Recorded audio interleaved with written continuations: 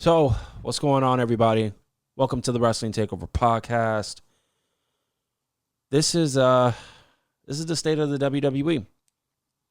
This is the state of.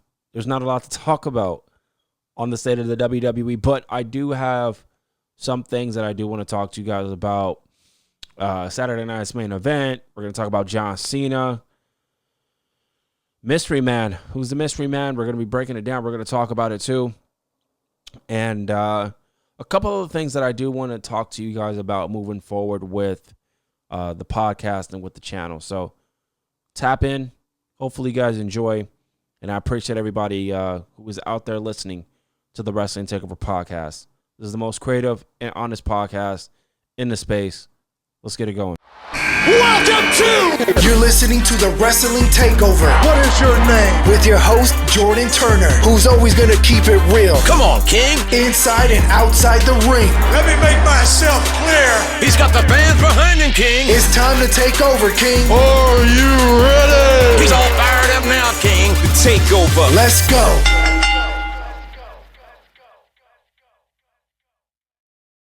It's you versus you. All right, always remember that.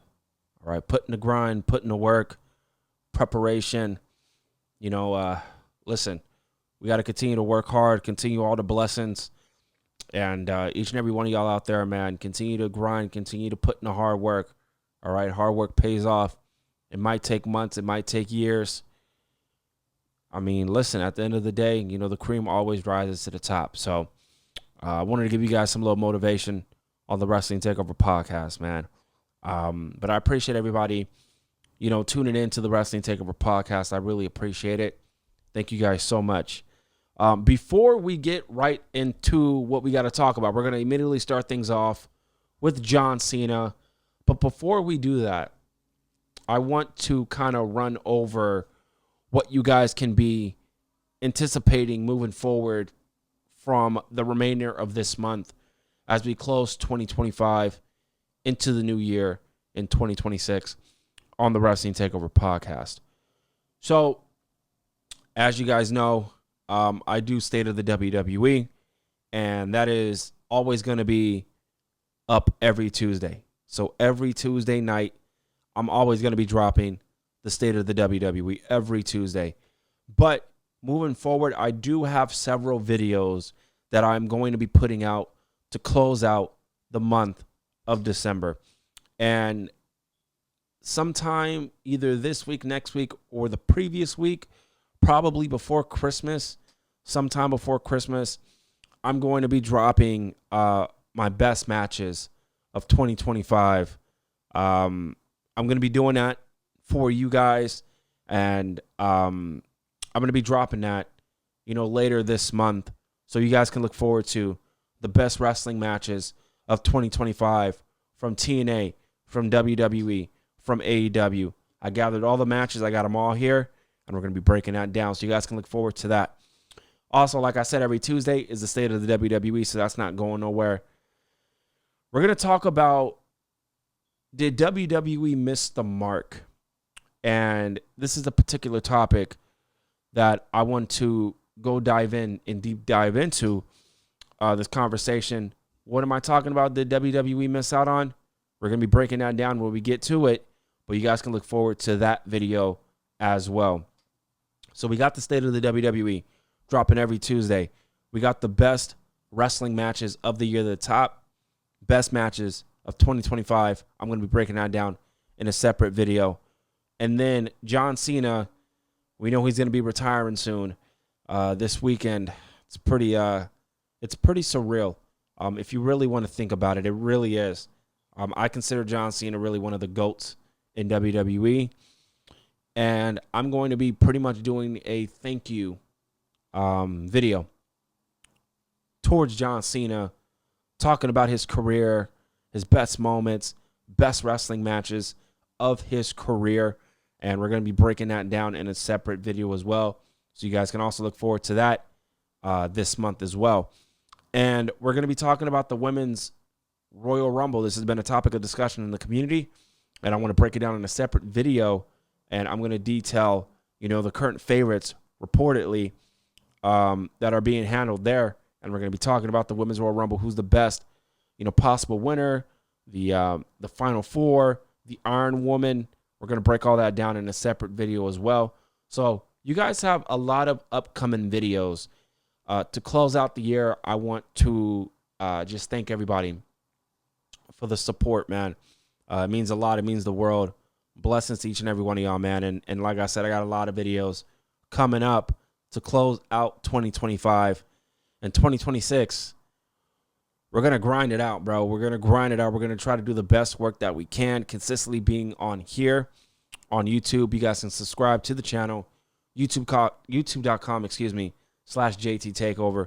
And if you guys want to subscribe to Apple Podcasts, Spotify, Google Play, or iHeartRadio, or wherever you get audio content, I appreciate everybody tapping in on those platforms as well. But mainly on YouTube, all right, youtube.com /JT Takeover, man. Also, follow me on social media on Twitter @JT Takeover and on Instagram @The Wrestling Takeover. I'm going to be posting way more on TikTok as well. So if you guys want to support me on TikTok, I'd really appreciate it. And yeah, I got a lot of content coming up. State of the WWE. Let's get into it. Let's talk about it. And we're going to immediately start with John Cena. We're going to talk about John Cena and how John Cena's heel turn went, his thoughts, his opinions, his mindset. If you guys did not get a chance to go listen to John Cena's interview on Chris Van Vliet, I would really advise you guys go do so. John Cena is very eloquent when he speaks. He's very aware of what's going on. You can kind of tell during the interview some things he just was not a fan of in terms of what WWE did. He accepted what WWE gave him, but I mean, let's be honest, okay? I knew all of the things that WWE, or majority of the things that WWE gave John Cena, we knew he wasn't going to be a fan of. And we were all wondering when he was eventually going to put out that interview. Now, I don't know if it's this interview where he kind of laid everything out and, talked about, his career or anything. He really didn't talk about all that. But it was him and just Chris Van Vliet, shooting the shit and just vibing, right? And talking about his last moments, his last matches, and his last run in WWE. And it's really surreal, really thinking about that John Cena is really going to retire this Saturday. I will be tuning into it. It's going to be very emotional. I consider John Cena definitely one of the GOATs, of all time. And who's gonna put that void? Roman Reigns has been in that void, but who's gonna replace Roman Reigns when he's gone? So I feel WWE is kind of in a crisis right now in terms of finding new superstars and finding that top guy who's gonna replace John Cena, who replaced Roman Reigns, and we're gonna have to figure that out. But yeah, John Cena, man, he's one of the greatest of all time. And Saturday night, it's gonna be interesting. It really is going to be interesting, man. But let's play this audio clip regarding John Cena talking about his heel turn, because I was curious to see his thoughts on it. So let's get into it. Was it always in the cards to turn heel? No, that stuff you see on Unreal is real.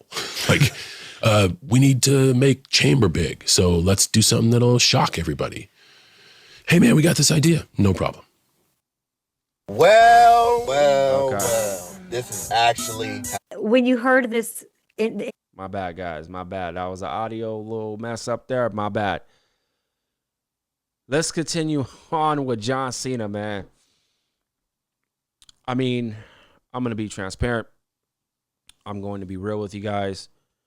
If you guys know me, I'm brutally honest with my views, my opinions, and everything like that, in terms of covering the WWE product as a podcaster, content creator, and voicing a community who's very honest but very respectful as well. I love to keep it but be honest as well.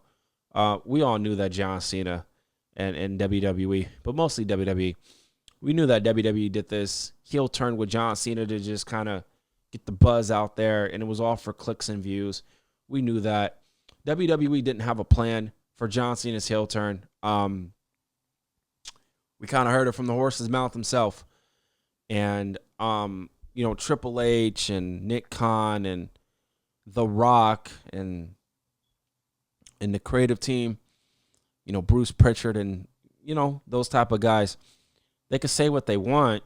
It's their opinion, but I have every right to my own opinion as well. And I do believe that the heel turn was not planned in advance, what I mean, okay? It was not planned in advance in terms of we're going to do this heel turn and we have this we're going to do. They did this on the fly. It was pretty prevalent. You can kind of feel it at home when you're watching it.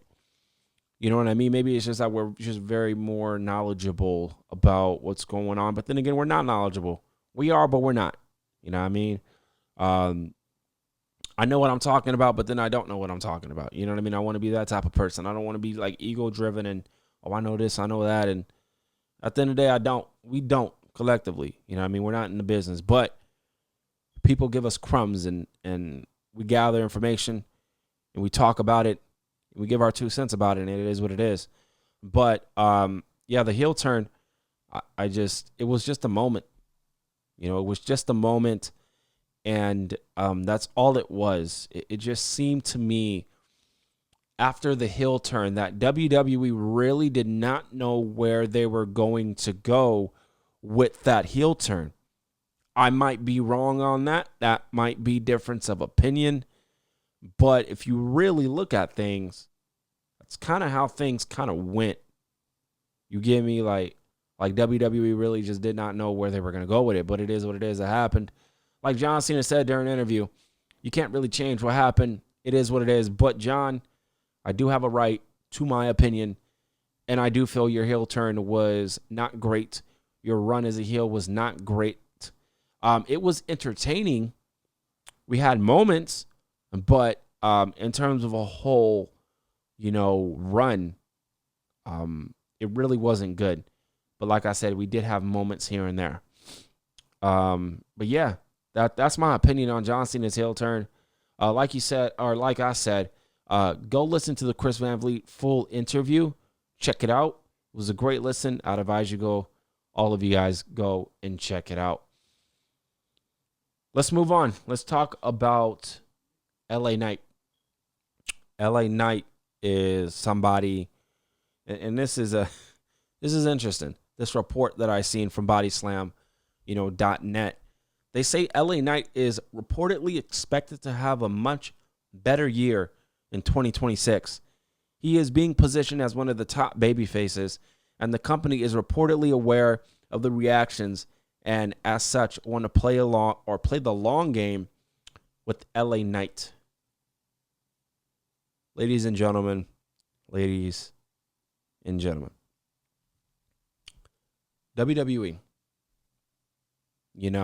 I might be wrong here with my opinion, but at the end of the day, it's my opinion. I'm not there. I don't know what's going on behind the scenes. There has to be somebody backstage. I don't know if it's Triple H. I don't know if it's a Bruce Pritchard. Could be all of them. I don't know. Somebody backstage does not like LA Knight. Somebody backstage is not a fan of LA Knight. They don't understand the perception that he's garnered. And it's a type of reaction that Bryan Danielson got.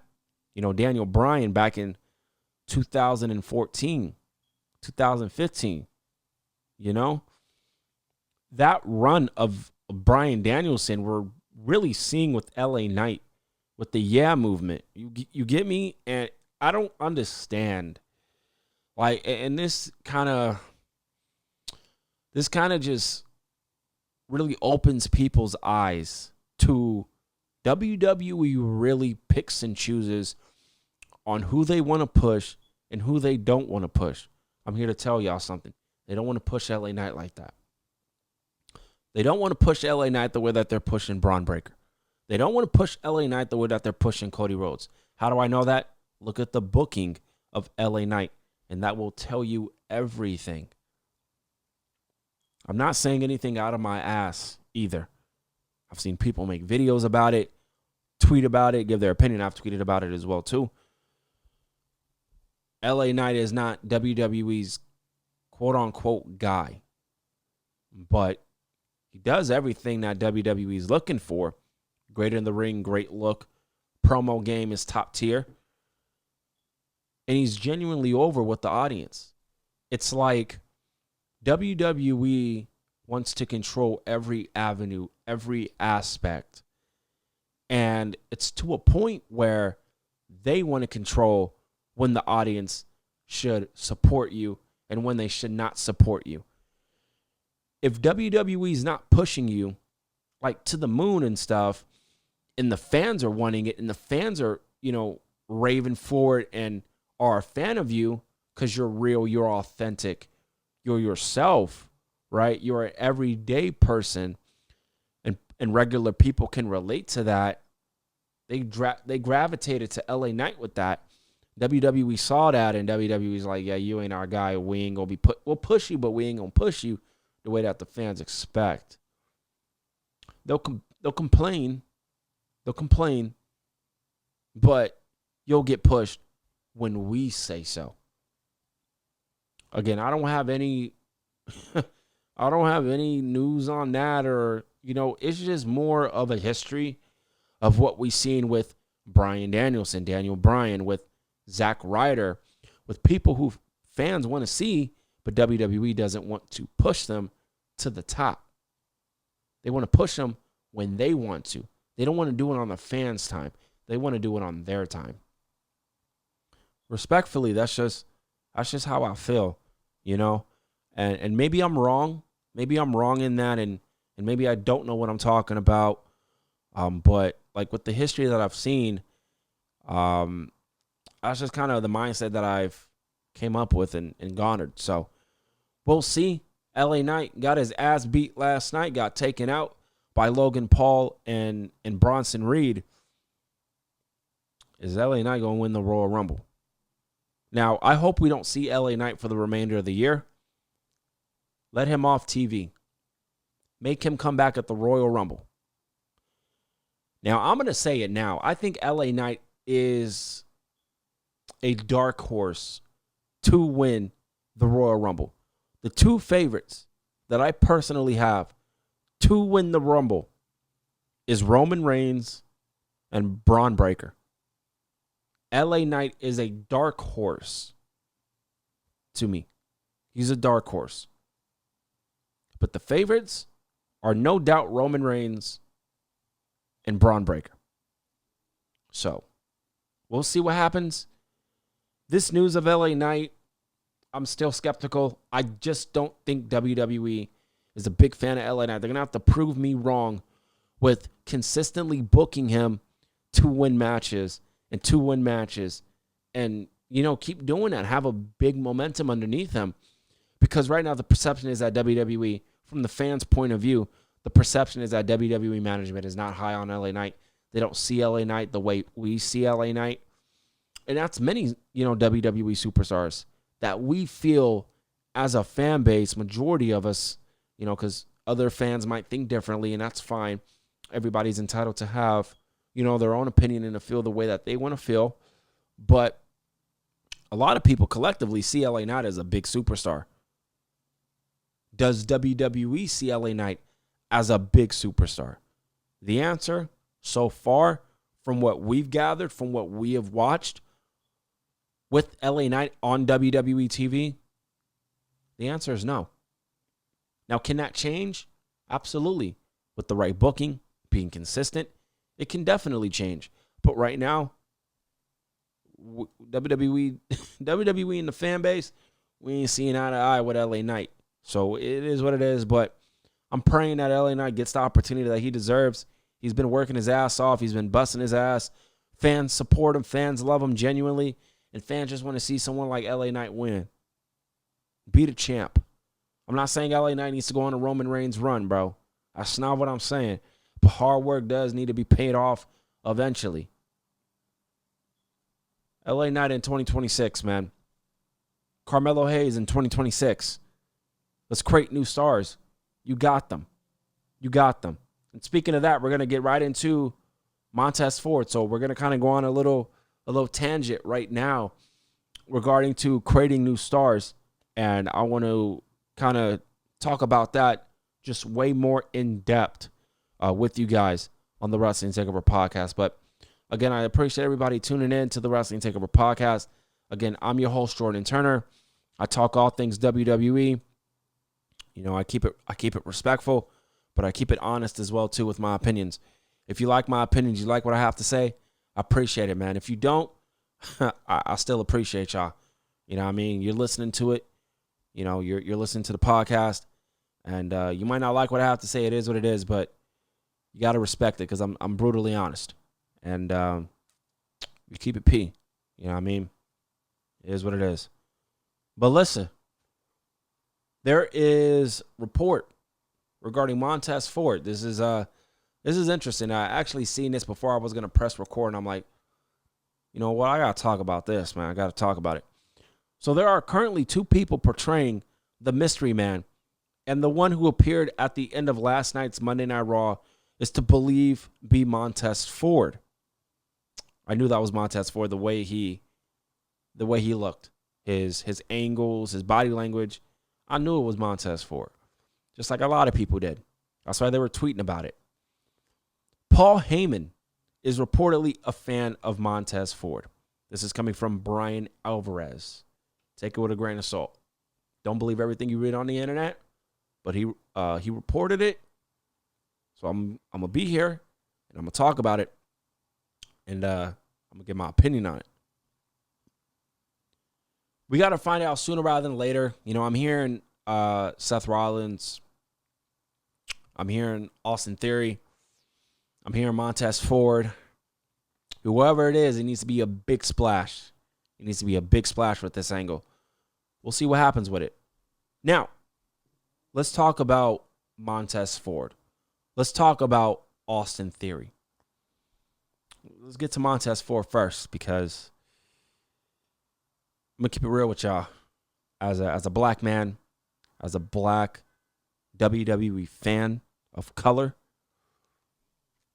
I think WWE has done a great job in building up black women superstars in the WWE. I've talked about this before on a previous video, but I'm going to talk about it again. And I'm going to continue to, bring this up and bring it up as a topical discussion. WWE has done a great job in building up black women talent. They've done a great job with it. They really have. Now, here is the problem here. Here's the situation. I think WWE has done a poor job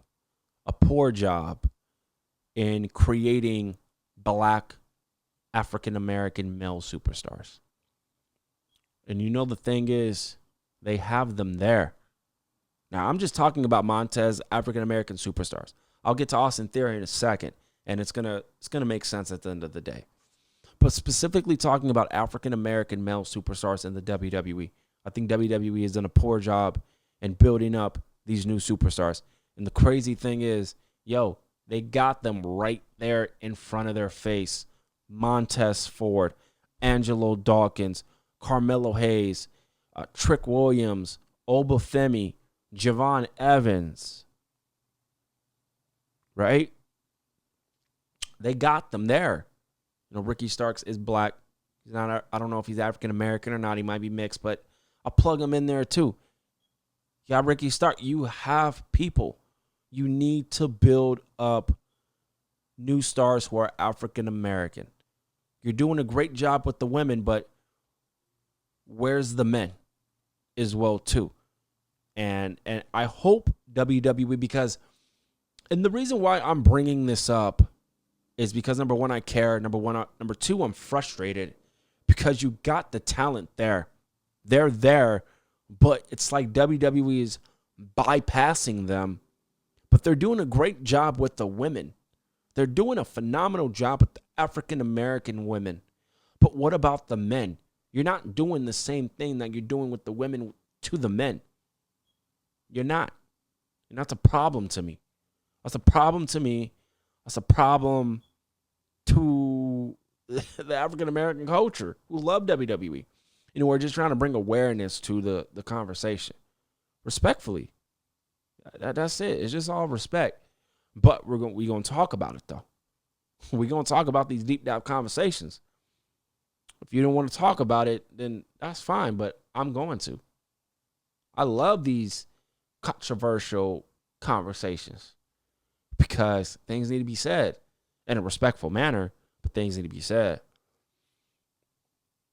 You got Montez Ford, you got Angelo Dawkins, you got Trick Williams, Obafemi, Javon Evans, Carmelo Hayes. You got them there. Build them up. Now, let's talk of the broader picture about new stars. Let's talk about a broader picture.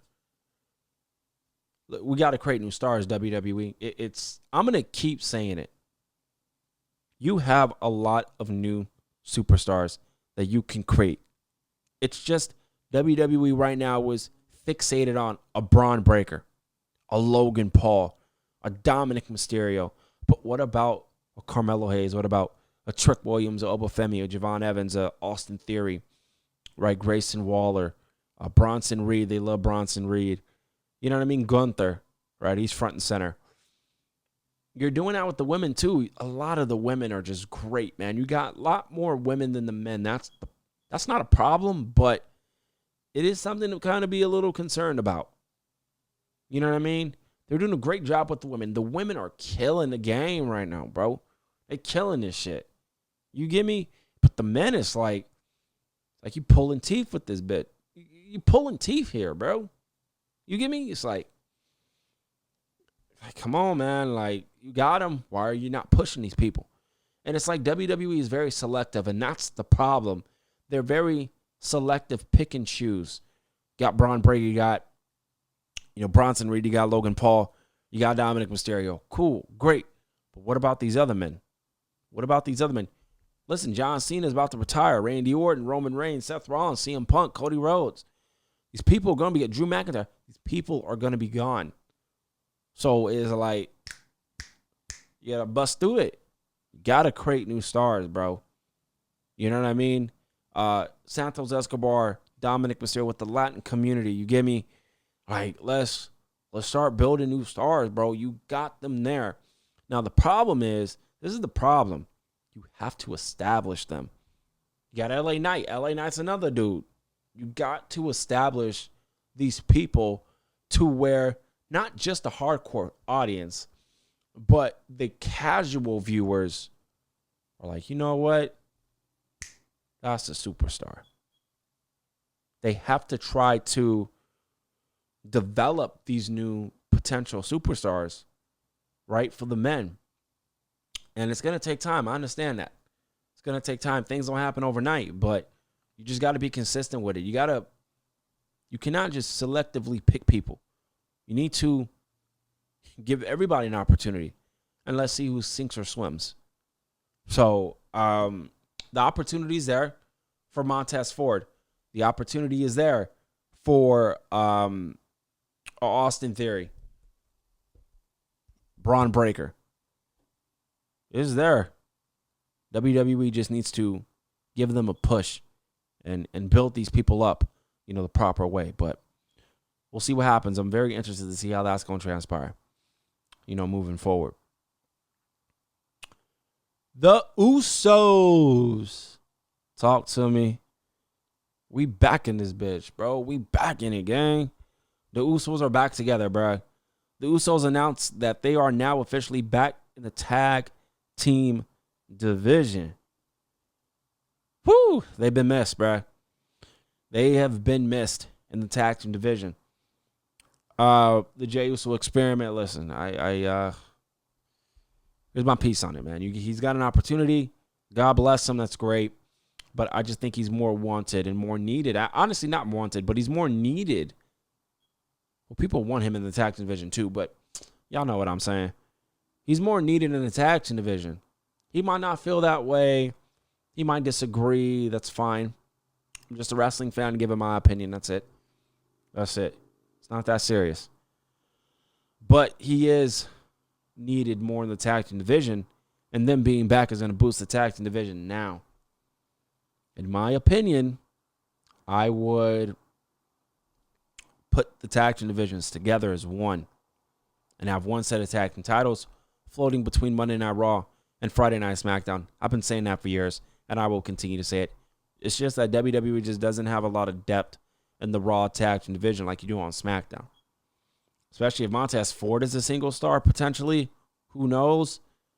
You know what I mean? You need to create more tag teams. And I think putting the tag team division as one and making the tag team division as one, having one set of tag team titles floating between Monday Night Raw and SmackDown, I feel like it's going to be the best bet. But that's my opinion. I'm not in charge. I'm not a writer. I wish I was, but it is what it is. I think that would be the great thing to do. But I am super happy the day one. Usos are definitely one of the greatest tag teams of all time. They're top 5 for me, maybe top 3 even too. I love the Usos as a group. You know, Uso Penitentiary, I'm with all that. You know what I mean? This is the great news that they're back together. They announced on Monday Night Raw that they're officially back in the tag team rates. And it's going to be cool seeing them. You know what I mean? So let's see what happens with it. Let's see what happens. Let's talk about Saturday night's main event. Let's end it with Saturday night's main event. I'm going to run down the card for you guys. I will be watching it. I will not be reviewing Saturday night's main event. I will not be reviewing Saturday night's main event because I'm going to do an own separate video dedicated to John Cena, talking about his career and stuff like that. But I will not be reviewing Saturday night's main event. I will be watching though. But this is the official card as of now on Tuesday, December 9th, 2025. This is the current card for Saturday night's main event. We got John Cena versus Gunther. John Cena's retirement match. Cody Rhodes versus Obafemi non-title. We got Ruka versus Bayley. That's going to be a sleeper hit.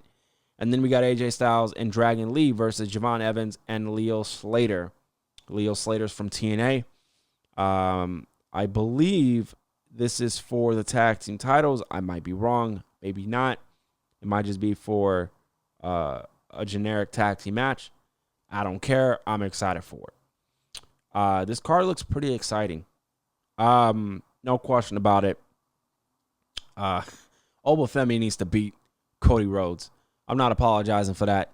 Even though the right decision is to have Cody Rhodes and AJ Styles, or not AJ Styles, Cody Rhodes and CM Punk roll into WrestleMania as their respective champions. Yes, understand that. But if this is just a single standard one-on-one match, Obafemi needs to win this. And Obafemi, WWE, if you have a plan for Obafemi, then put him on the main roster.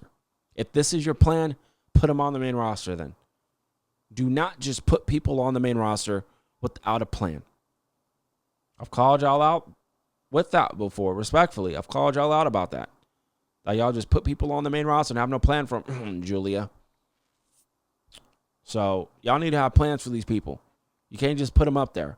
That just don't make sense. I mean, y'all can do whatever you want, but just from a creative, logical standpoint, it don't make any type of sense you doing that. So come up with plans for these people and then put them on the main roster. But Ruka and Bayley's going to be a sleeper hit. Bayley, man, honestly, I feel WWE's forgotten Bayley. I think WWE has done Bayley dirty in terms of creative. And she's helping the next generation. I can see her being a teacher in NXT in the Performance Center. Ruka is the big opportunity. Ruka is another woman, bro, that is going to be the future of this business. I'm a big fan of Ruka. Her getting a big win over Bayley can do Ruka wonders for her. So I'm very excited for that one as well, too. And then Obafemi and Cody Rhodes, of course, and then John Cena and Gunther. It's going to be an emotional day for sure. For John Cena and for the John Cena fans and for WWE fans and everybody else that works there. It's going to be an emotional weekend, man. The card for John Cena's final match is looking pretty solid so far. There's only 4 matches. Let's see if we're going to get a 5th. I'm interested to see how we're gonna get that. But ladies and gentlemen, that's it, man. It was a light state of the WWE. Hopefully, you guys enjoy. I appreciate everybody who continues to listen to the Wrestling Takeover podcast on YouTube, Apple Podcasts, Spotify, wherever you get your audio content. I appreciate everybody tapping in, man. Again, more videos will be coming in the month of December. Look out for it. And remember, turn on notifications on YouTube. Comment down below as well, too, what you guys thought about this podcast video. Any suggestions on upcoming videos that you guys want me to talk about related to the WWE product in its own separate video, let me know in the comments. Comment down below. And I'll think about, bringing up as its own topic of discussion video. But I appreciate everybody tapping in, man. Blessings to y'all. And listen, I'll see y'all next time for another upcoming video on the Wrestling Takeover podcast. See you later.